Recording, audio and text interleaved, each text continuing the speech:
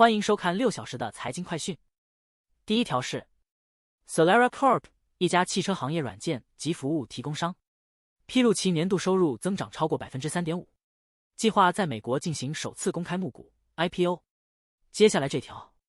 美法官认为 Visa 和 Mastercard 能负担比300亿美元和解协议更大的金额，该协议因低于预期储蓄而被驳回，该案已持续18年，可能会走向庭审。下一条，美国和印度已将美国对印度数字服务税的报复协议延长至周日，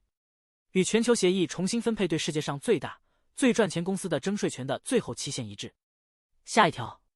，CDK Global 遭受网络攻击，经修复后服务正在恢复。黑客组织 Black Suit 被指责实施勒索软件攻击。CDK 与 Unit 42合作，阶段性恢复经销商和 DMS 系统服务。让我们关注，因机舱门板脱落事故，阿拉斯加航空公司已将涉事737 MAX 9飞机退还波音公司，并已订购一架新的737-10。下面这条，福特汽车计划在2年半内推出售价3万美元、有望盈利的电动汽车，但未提供更多细节。下面这条，高盛警告称，受科技股推动的美股涨势已过热，建议降低风险敞口。尽管经济增长和收益增长支撑市场，但财政赤字扩大，散户和机构投资者持股增加，涨势集中在少数大股等风险有所加大。接下来这条，德克萨斯州联邦法官暂时阻止拜登政府的加班费新规生效，新规将为400万美国人提高加班费门槛。法官认为，新规不当以薪资而非工作职责为加班费资格基础。下面这条，微软公司已联系10几个德克萨斯州机构和公立大学，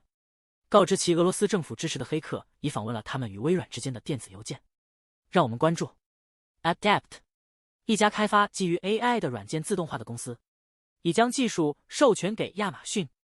阿德普特的联合创始人将加入亚马逊，而该公司将专注于基于 AI 的解决方案。下面这条，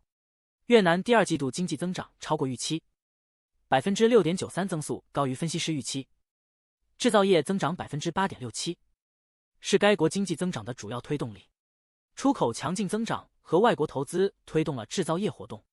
IMF 预计今年越南 GDP 将增长 6%。总理呼吁各国降息以提振全球市场需求。接下来这条，尽管面临民主党内部要求退选的呼声，拜登表示他决心赢得11月选举，并承认年龄和辩论表现带来的局限，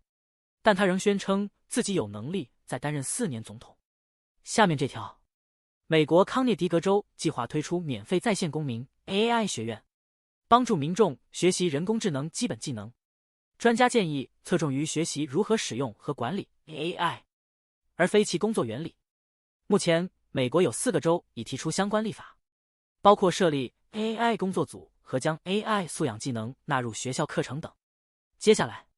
人工智能正改变科技格局，推动微软、苹果、英伟达等科技巨头市值飙升。受益于 AI 芯片需求，台积电市值也大幅增长，有望跻身全球市值超3万亿美元的公司之列。最后为您播报的是，沃伦·巴菲特宣布捐赠53亿美元用于慈善事业，但改变了长期捐赠计划，表示他将在他去世后停止向比尔及梅琳达·盖茨基金会捐款，并让他的3个孩子决定如何分配剩余1280亿美元资产。以上是过去6小时的财经快讯，我们6小时后见。